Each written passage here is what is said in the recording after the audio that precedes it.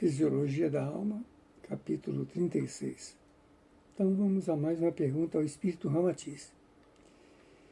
Desde que é de suma importância para todos nós o melhor aproveitamento nutritivo e energético dos alimentos, poderias descrever-nos algumas combinações favoráveis ou desfavoráveis em nossa alimentação mais comum? Então é bom prestar bem atenção nisso aqui, porque ele vai dar umas dicas ótimas para quem quer melhorar a sua alimentação, seu corpo físico e o corpo astral, né? Vamos lá. Em face da multiplicidade de compêndios, revistas, tratados e recomendações que existem sobre a melhor maneira de o homem alimentar-se e do crescente progresso da nutrologia moderna, cremos que seria desnecessário fazermos quaisquer outras recomendações que já devem ser assunto conhecido e de senso comum. Médicos inteligentes, nutrólogos e estudiosos da saúde humana já elaboraram métodos eficientes e seguros para a melhor forma de alimentação entre os terrícolas. No entanto, atendendo à vossa solicitação, procuraremos dar algumas sugestões referentes às combinações alimentícias mais comuns com S.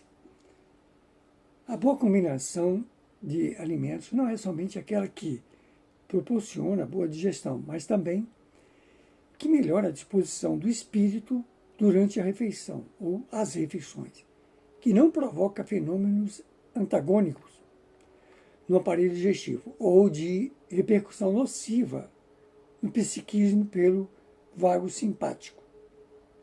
É isenta de alimentos adversos entre si que se anulam ou, então, produzem reações desagradáveis e tóxicos. Quem quiser se aprofundar mais, pode pesquisar aí no AIA, como a Gemini, o que são vagos simpáticos. Há alguns séculos já recomendava Hipócrates, num de seus belos preceitos, abre aspas, que o teu alimento seja o teu medicamento e que o teu medicamento seja o teu alimento, fecha aspas. Destacando, pois, a grande importância da nutrição. No caso da alimentação vegetariana, em que se recomendam as frutas oleaginosas, né, castanhas, amêndoas, para compensar a falta de proteínas da carne, tais como nozes, avelãs, amendoim, pinhão, azeitonas, coco, etc.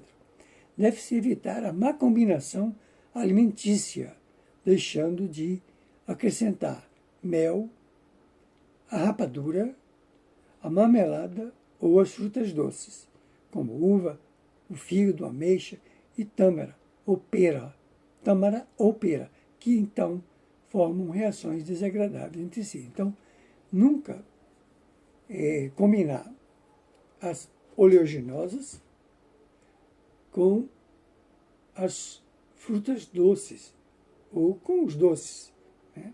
E aqui tem uma boa recomendação. Vamos ficar aqui, não, continuamos mais um pouco.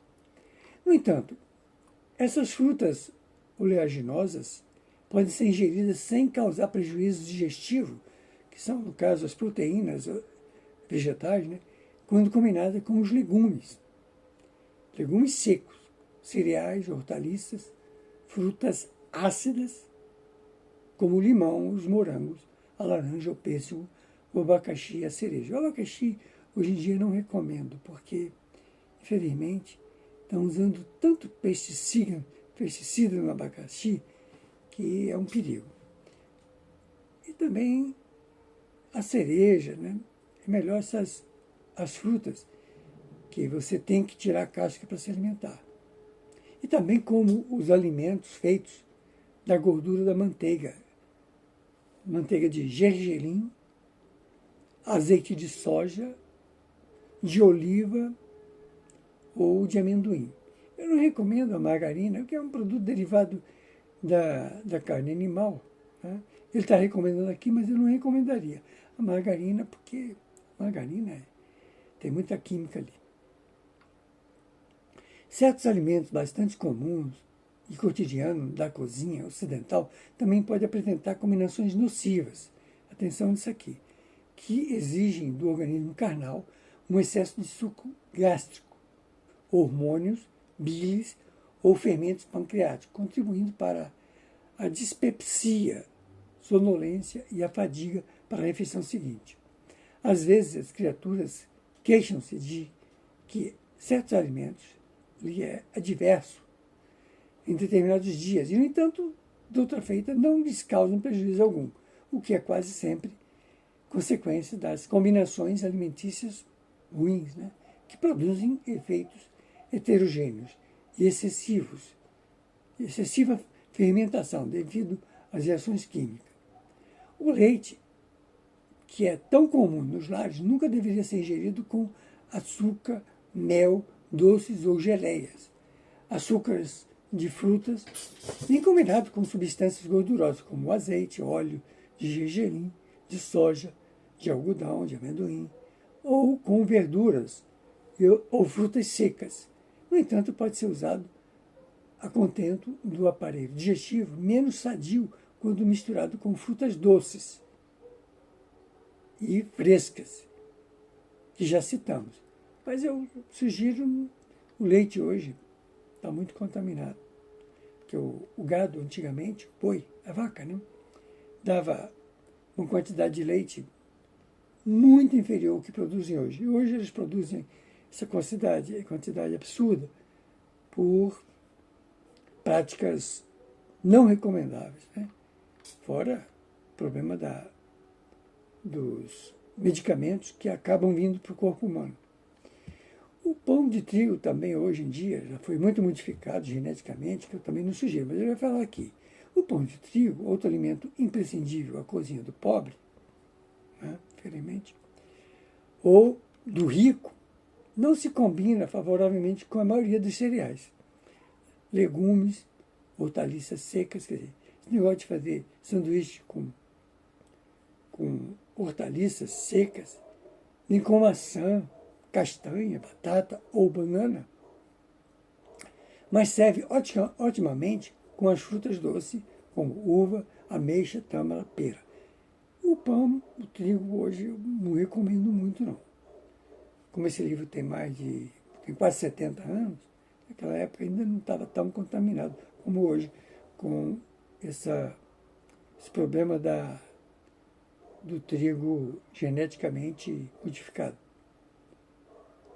Agora, com frutas secas, e mesmo secas, e ainda com leite, ovo, nata, queijo, manteiga, margarina, verdura, margarina não recomendo, verduras e hortaliças frescas, assim como com algumas frutas oleaginosas, o azeite, o amendoim, a avelã e o coco. Quer dizer, então, continua a minha não recomendação com os derivados do trigo, por causa desse problema aí. A não ser que você tenha certeza que seu pão de trigo não é modificado geneticamente, que é muito difícil hoje.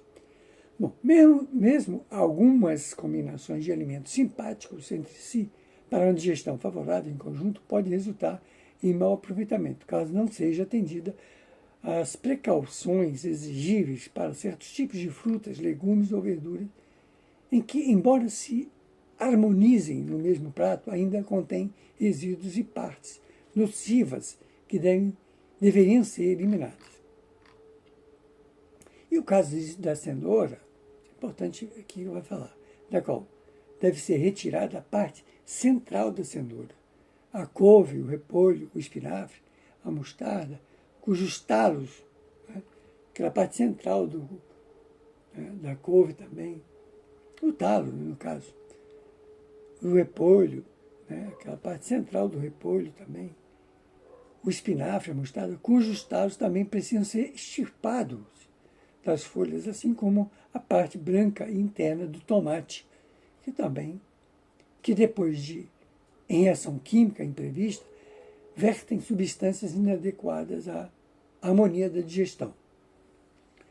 A melhor combinação de alimentos pode ser, às vezes, sacrificado pelo mau hábito de um homem misturar-lhe vinagre, canela, pimentão, picante, mostardas, picles, extratos acres, muito sal ou cravo, e que sob o molho de cebola ainda apresenta um quimismo nocivo, uma química, né, nociva à mucosa delicada do estômago e exige fartura de bilis e fermentos, obrigando ainda o intestino a um serviço excepcional e lesivo. Ignora a criatura humana que tanto os vegetais como as frutas já possuem elementos intrínsecos que lhes disciplinam as reações químicas exatas para a melhor digestão ou desintegração atômica, motivo pelo qual o acréscimo de substâncias estranhas e antipáticas serve apenas para alterar o curso normal da digestão. Então, muito cuidado com a condimentação, né? Vamos ficar aqui, ficou um pouquinho longa hoje, 11 minutos e pouco, mas eu tinha que completar o assunto. Vamos encerrando aqui capítulo 36 do livro Fisiologia da Alma, do Espírito Ramatiz.